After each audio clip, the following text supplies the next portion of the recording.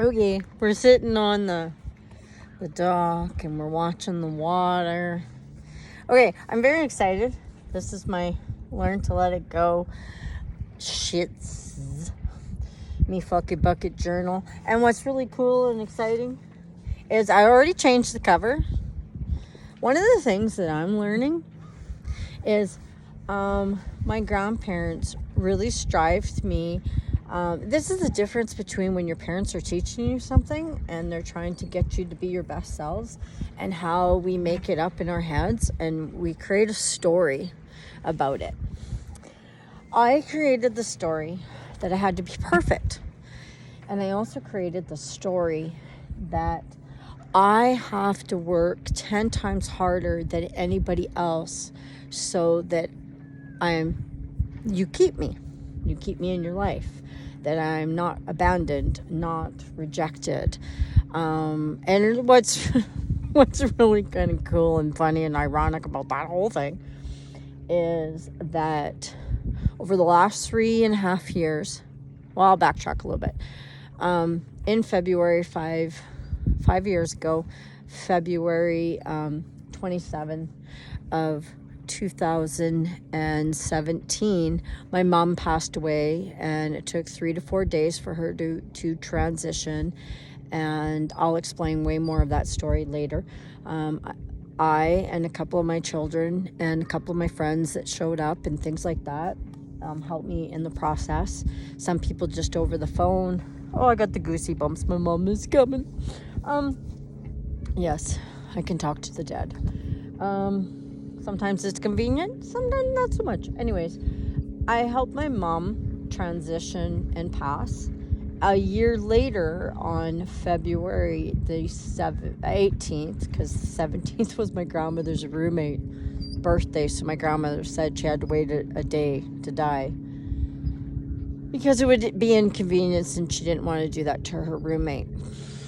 Kind of funny. Anyways, my grandparents taught me to use death and those types of challenges and struggles. Find the humor in it. Helps you get through with it. There's a little principle, little tidbit, little help. Find some of the humor in things because it makes you laugh, which changes your vibration, which helps you go through different things. Anyways, my grandmother, a year later, February 18th of 2018, passed away. So 4 years for my grandma, 5 years for my mom. Anyways, over the last 3.5 years,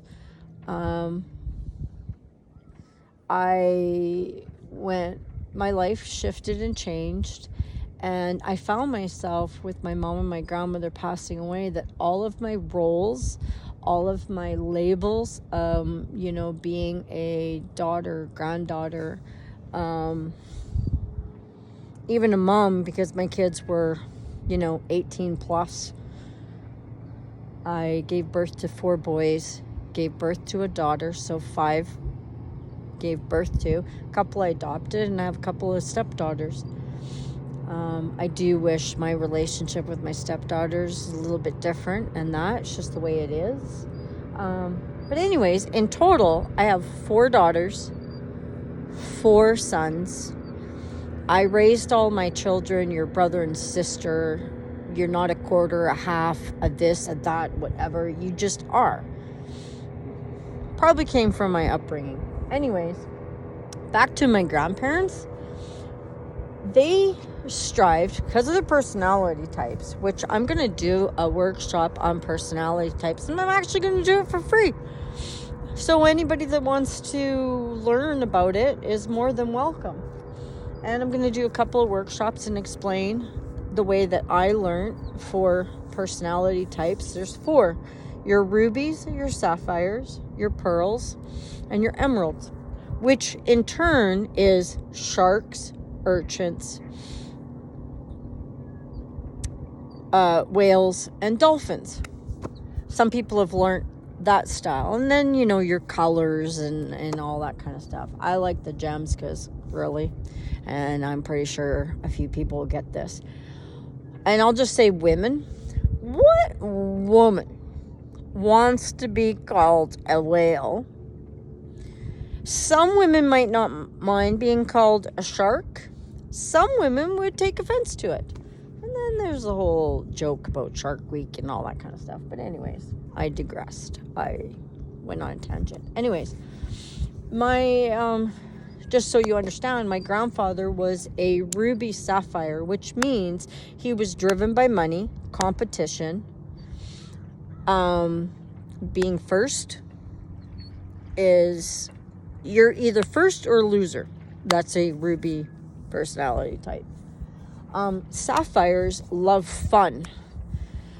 So you start up the music, they dance, bling, all that kind of stuff. So if you can imagine, my grandfather loved competition, loved being the best, loved being first, loved always being right, loved music, and loved having fun. So as long as he had all of that in his world, he is happy.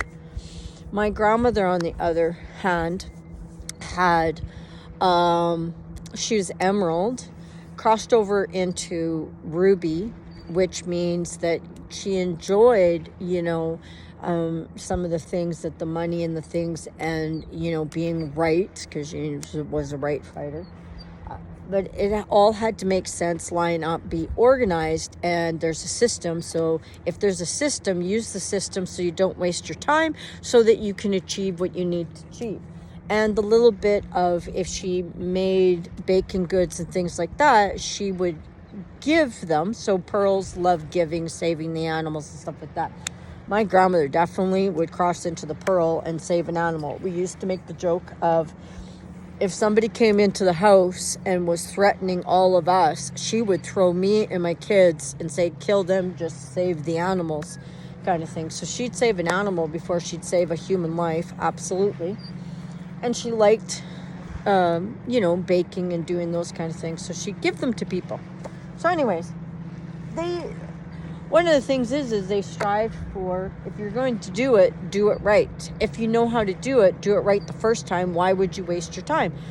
Which I, in turn, took as perfectionist. If I do it right, 1, you'll keep me. 2, you won't abandon me. 3, you get the acceptance and approval and that of my grandparents, and that, which in turn means that you will be kept. And that stemmed from the place of, my father passed away when I was 3, and my mom let my grandparents raise me. And by the age of 6 to 7, I ended up in foster care because my mom couldn't handle my brother. So I'm writing the story of my birth up to probably in my 30s. It's my first chapter of my life, I call it. I got that from Jane Fonda. She does her 3 chapters of life kind of thing. That one will be called Keeping Melina, because I really strived to have people in my life keep me. And which in turn, if I'm perfect, if I work harder than everybody else, then I'm not expendable, then maybe the people will see my value and they will keep me. So the reason why I bring that up is that over the last 3.5 years, I was the first time in my life, my children had all moved away and on their own, because they're adults, and I never wanted to hold them back. I want them to live their life and I'm very proud of all of them, because they've all in some way have gone through challenges, struggles, or whatever, and they're creating a life. And man, a couple of my kids have done more things at their age than I did, which proud mom moment. So first time in my life, right? I'm single. I don't have to take care of my children because they're all capable of taking care of themselves. I don't, for the first time in my life, don't have my mom to take care of, that I basically was her. I ended up being like her sister, then her mother, and her caregiver from God, from the age of 11 years old, because I left my foster family at 11 and ended up, moving back in with my mom. Long story. I will explain that later. But anyways, from the age of 11, I was taking care of my mom and doing things for my mom, and eventually became her caregiver, her sister. And then her mother, I stepped into that role, and I mothered and nurtured her and took care of her. I did the same thing for my brother until he passed. He was 26. I was 27 when he died. He was killed. And my grandfather had passed when I was 16, so I had to step in the role of her basically partner. And over the years, I stepped into the role of her caregiver, her mother, her partner, her whatever, and took care of her until she passed. So all of a sudden, in 2000 and basically 19, I guess. I can check my dates later. Anyways, I ended up, for the first time in my life, who is Melina? I'm alone. I wasn't, but I was. I no longer, my mother role changed. My daughter role changed because I was an only child now, after my brother passed away. I no longer was a sister because my brother had passed. I was no longer a granddaughter because my grandparents had passed. All of a sudden, I realized, who am I? What is my identity? And women actually forfeit, almost to some extent, who they are to become Mr., Mrs., whoever the title is. You become the wife, the mother, the grandmother, the aunt, the sister, the this, the that we end up forgetting who we are at our core, which is why there's so many unhappy women on the planet. And if there is unhappy women on the planet, that means there's unhappy children, unhappy men, unhappy other women, unhappy parents, partners, blah, blah, blah. So my whole theory is, if I can empower women and shift them not to lose their identity and stay whole and know who they are at their core and still be their best selves and know who they are, that'll make them a better mother. That'll make them a better sister, a better aunt, a better daughter, granddaughter, great-granddaughter, whatever the case may be. It'll make you a better human being, which will have a ripple effect on the children and the men and the women and whoever you interact with. So, the divine, the whatever, my life lessons to learn, my next chapter, I stumbled across a group of people in the spiritual community, stepped into a mentorship program at first. Well, at first I was just going and buying a few things that I know I needed and things like that. And then I found out that I could talk to a graphic designer and create my logo. And I wanted to do my I'm waving to some people going by the boat. I wanted to create my business. I've always been drawn to the phoenix. I seem to do that cycle in my life. You know how they say the cycle of the 5. They burn everything down, restart, whatever. Apparently that's a thing with me. I can see it in my life many, many ways and times.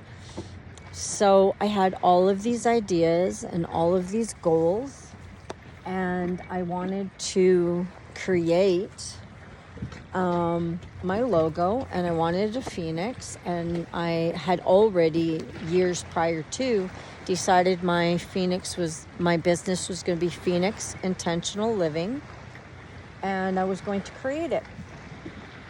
And I started creating some things and created some courses, but I needed a better logo and things like that. So I stumbled across this lady, graphic designer, and we had a magical moment, and we created a logo and that, and I loved it.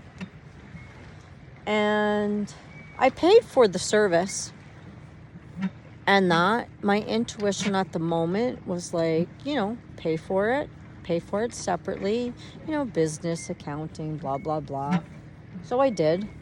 And then she shared with me that she had this mentorship program. You pay monthly, and it was very loosely done, not organized, which I'm not saying anything bad about it.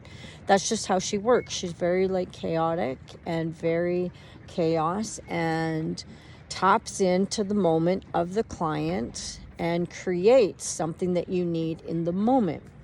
One of the cool things that I learned on my journey is that when somebody is, and there's certain words and stuff I'm going to use, so they will most likely mean something different to you than they do to me or whatever. The best way I can explain with mediums, clairvoyance, in the spiritual world, that if they have a really strong, developed, powerful, I guess is the best way to say, powerful ability, whether you call it ability, a gift, or whatever. I believe that we have soul contracts and that we're given certain gifts and talents. No different than a singer. There's some singers like a Whitney Houston or a Celine Dion or Aretha Franklin. They're powerful. They're gifted. And then there's some that are not as powerful or gifted as maybe them. There's some that didn't start out naturally gifted. They just do it. They developed it. So it's no different with spiritual gifts. We're all born with all of them, I believe. There's certain ones we go, yeah, I don't mind talking to dead people. And then there's other people who's like, hell no, you couldn't pay me enough to talk to dead people. There's just some people like you. I love to sing. I'll dance. Other people are like, you couldn't pay me enough to do that. I believe that there's some children that are born with a certain natural talent, or they're just called to do something. I will give you an example. My one daughter, stepdaughter, but my one daughter, ever since, because she came into my life when she was probably around 6, 7, somewhere in there, maybe a little younger, but around that age, a very impressionable age. Man, you couldn't, and this sounds really bad, but you couldn't keep her not massage people. She always wanted to make people feel better. If she seen any of the kids or any adults that had an ache or a pain or whatever, she wanted to massage, and that it made some of the uncles and the grandparents and guys general no. I mean, that's where you have to parent and teach them boundaries, this and that, whatever. She loved to massage, and yes, guilty pleasure. Me and my husband at the time, it was his biological daughter. Give her the hand cream and she would massage our feet for hours, and she loved it. So that's what I'm saying. She loved it. It was a calling for her. It was like something that was you could never not get her not to do it.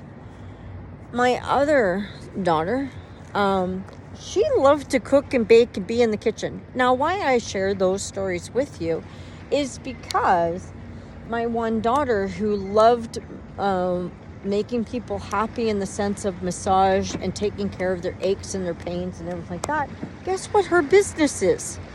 She is a massage therapist, and she strives to learn all the new talents and skills and everything to make her a better massage therapist. She's doing it for a living.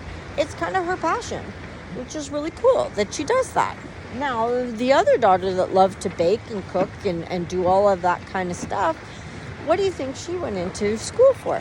She went into school to learn cake decorating and things like that. And she makes cakes and bakes and does all that kind of stuff and that.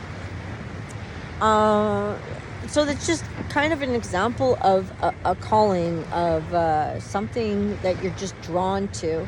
And if you nurture that in the children, and that, they usually grow up and do something that they love or they're passionate about. The difference is some of the parents and the people around them will talk them out of certain things and confuse them, and then they end up, going to school and doing other stuff. So, right? So anyways, on my journey, I follow my intuition, and I ended up, creating this logo and creating some things, taking a mentorship for a couple of months, and learned some really, really cool things and made some stuff and whatnot. And then eventually, and the reason why I wanted to share kind of like how I got involved, I didn't have, I had friends around me. So this is, not saying I didn't have friends or people or whatever. I was just trying to figure out who I am. Trying to figure out what's my identity. Who am I now? I'm like this fresh canvas that, no labels. It's all about me kind of thing, which led me on to my journey of self-love and self-care and the road to love and figuring myself out. So eventually, what I ended up doing is, and the reason why I wanted to kind of give you that background story to kind of know how I stumbled on it. Well, all of a sudden I got involved with a very small group of people and a big vision and a big dream. And it was so cool to be a part of something bigger than ourselves.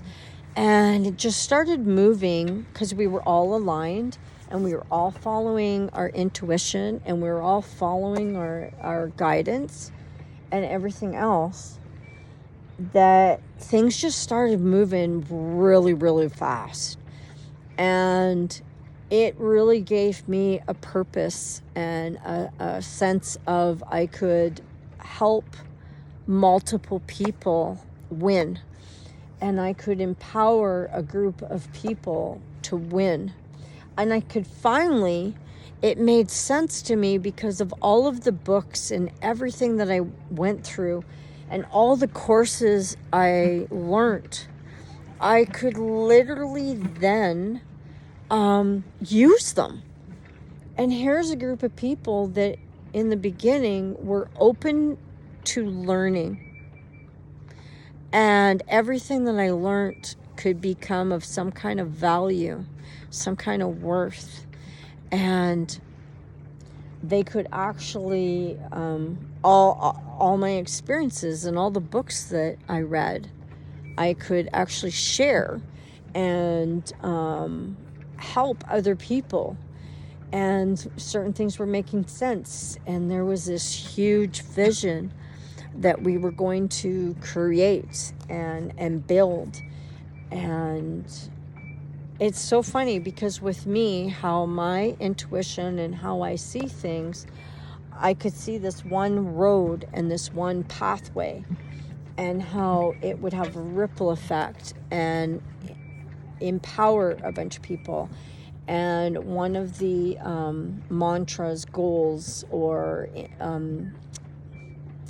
intentions was you could show up and be you unconditionally, full acceptance. The only difference is when you showed up and you were being you and you were speaking your truth and you were being who you were or are, you were given the space of love and to be able to grow and self-discover who you are. And if at any point you stepped into ego or had a rough patch or whatever, you were given the space and the opportunity to work through it with, there was several of us there as a community and a group. You were allowed to be the unicorn. I say that now loosely because one of the things I've learned on my pathway like I've listened to lots and lots of leaders and lots of speakers and a lot of personal growth and a lot of the aha moments in my experience over the last 3.5 years of just seeing things in action, that when you have coaches and mentors, you really need to know what your core values are, because there's certain coaches and certain mentors that are really locked in, very good, fine, all good, with their core values, and they're on a certain road and a certain pathway. So if you want their results, absolutely listen to them. One of the things that really made a lot of sense to me over time, core values. And I'll use this analogy. If you have two successful people that, let's say in 3 years, there's a goal.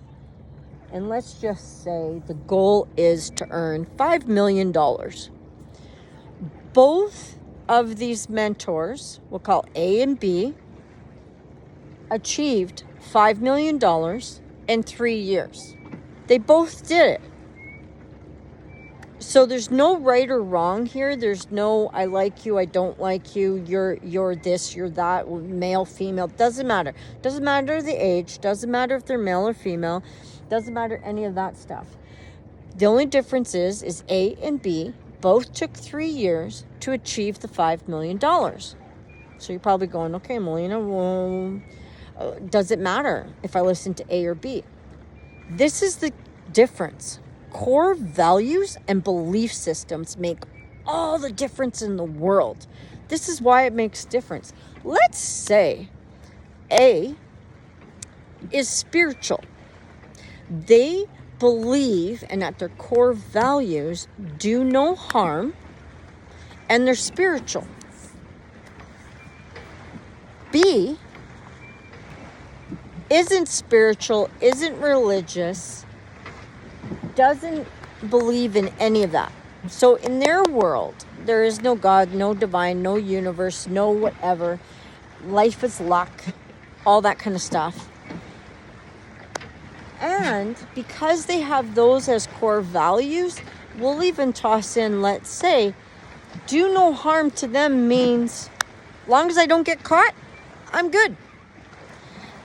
If it means that I had to step on a few people to get there, sucks to be you, man.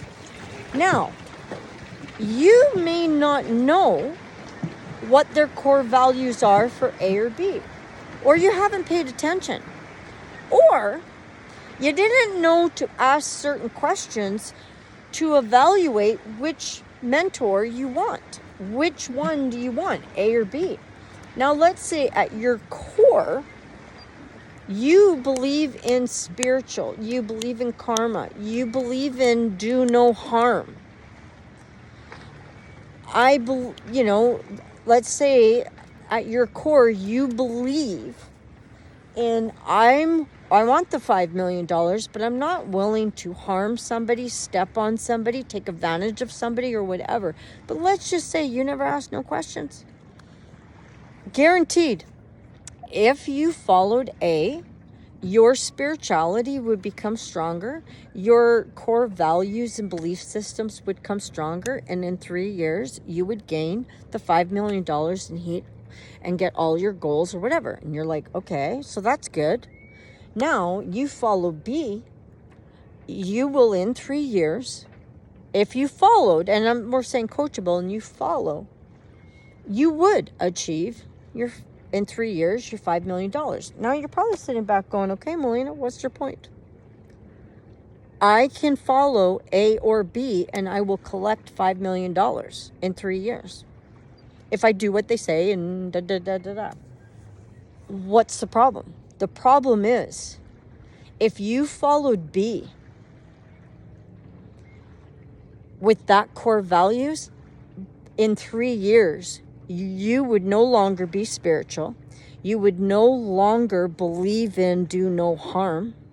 you would actually become that type of person that guaranteed when you achieve that $5 million, you've hurt some people, you've done some harm, you've stepped on some people, you did whatever it took, and you justified it. That's what you need to ask yourself. At your core, who do you want to be?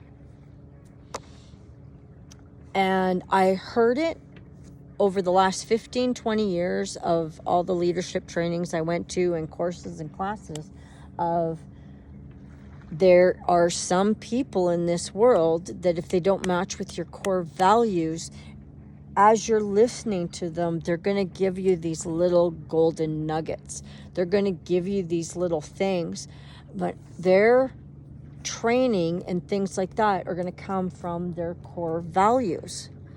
And eventually, your core values could shift or change.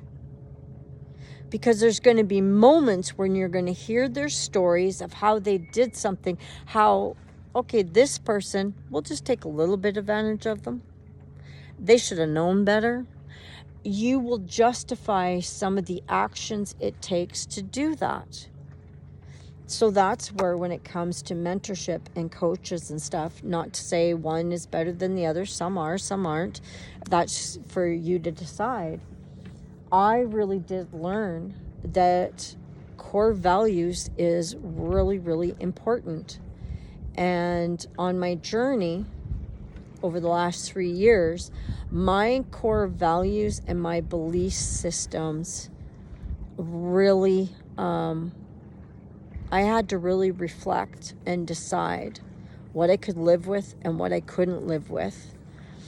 And as I got involved and started seeing certain things, I started to realize that some of our core values matched. Some of our core values didn't match. Now, sometimes you can be with a group of people and have a little bit different, but it also depends on who's coaching those people. And as time went on, one of the people that I was working fairly closely with, they were choosing coaches and mentors that didn't believe in the same things that we believed, and I could see it. Maybe because of my experience of noticing coaches and how they share things, that it was shifting our vision. It was shifting our dream and giving us a different outcome. And after a while, it just wasn't fitting with some of us. And I had to make a couple of really, really hard decisions and speak up of that I didn't agree with certain things, and it blew up. And egos got in the way. And feelings got hurt because, man, when you're either in love or fear, and when you're in fear, you're in ego. And when you're in ego, you do not hear or see what other people are saying, and things go sideways. And so I had to course correct and change and make some changes. And I really realized in that whole experience how much I've learned over my years, some of the things that I've seen and could speak up. And one of the takeaways or the lessons I would like to pass on is, if you really know your core values and you're really aligned and your intuition, your inner gut or whatever tells you to do something, then follow it. And sometimes it may be really tough. Sometimes it may be really, really hard to do it. It might be a little bit messy. But at the end of the day, when you actually follow your core values, your belief system, you're aligned, you're like at peace. You're like happy. You're not triggered.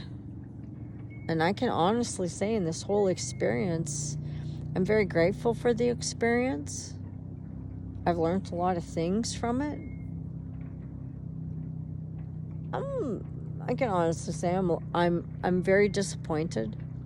I'm very, very hurt how things were handled and how things were done. I definitely do not say that it's all everyone else and not me, because I seen so many things and I was trying to navigate and figure out how to deal with it in a way that wouldn't turn into this. And it was so funny because I had this coaching client that would ask me questions, and I would constantly tell them, if you fear it's going to blow up, there's not a damn thing that you can do about it. It's going to blow up. The only thing that you can control in that moment is how you're going to react or respond. Because technically, if you already know something's going to blow up, or you already know someone's going to be triggered, you already know someone's going to be mad, or they already showed you who they are. They already showed your character, so there's not a damn thing that you can do to change that outcome other than how you react or respond to a situation. And 9 times out of 10, you need to take a step back, state what you need to state, or make the decision you need to make that is best for you, that you can live with. And that's just my little bit of advice on that, and I'll talk a little bit more about it later on. But that's all for the right now.